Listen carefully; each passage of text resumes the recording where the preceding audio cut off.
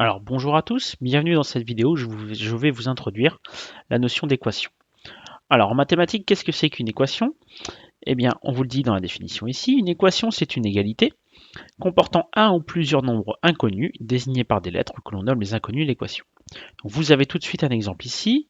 Donc déjà une équation n'a pas de nom, hein, il n'y a qu'un seul signe égal. Il y a quelque chose d'écrit du côté gauche du signe égal qu'on appelle le premier membre, quelque chose d'écrit du côté droit du signe égal qu'on appelle le second membre. On peut échanger les deux membres, gauche et droite. Voilà, il n'y a pas de sens à une équation. Il faut au moins une lettre, c'est-à-dire une inconnue dans l'équation, qui n'est pas forcément, qui n'apparaît pas forcément des deux côtés. Elle peut n'apparaître que d'un seul côté et avoir par exemple que des constantes de l'autre côté. Donc ici on a une équation dont l'inconnu est x. Alors tout de suite je vais vous présenter une petite animation pour approfondir un peu le vocabulaire. Voilà, donc ici on a bien une équation, signe égal, avec un premier membre, un second membre.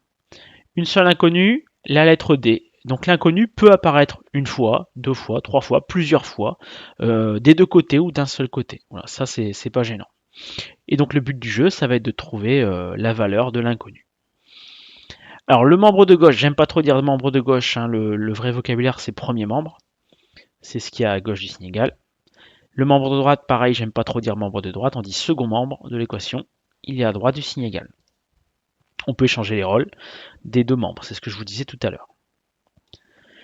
Si on développe les deux membres, voilà, si on fait ici 2 fois d, 2 fois 11, et là si on applique la règle de suppression de parenthèse, ça fait moins 3d plus 6, on reste avec des d, il n'y a pas de d carré. Comme on reste avec des d, on dit qu'on a une équation du premier degré.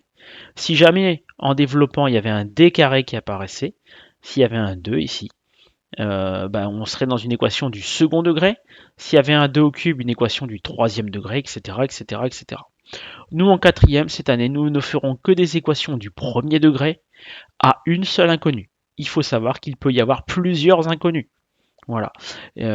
S'il y a des lettres différentes, il y a autant d'inconnues que de lettres différentes. Et donc le but du jeu est de trouver là où les valeurs possibles pour les différentes inconnues de l'équation. Alors, je reviens un petit peu sur la leçon. Je vais juste vous lire la définition 2. Donc le but du jeu, je vous ai dit, ça va être de trouver là où les valeurs possibles pour l'inconnu. Une solution d'une équation, c'est une valeur de l'inconnu pour laquelle l'égalité est vraie. Donc ici, ce serait une valeur de x qui ferait que le calcul de gauche serait égal au calcul de droite. Au début, dans le chapitre, je vais vous donner des équations, je vais vous donner des valeurs pour la lettre, et vous allez devoir tester si cette valeur est solution ou pas de l'équation. Tester si elle convient.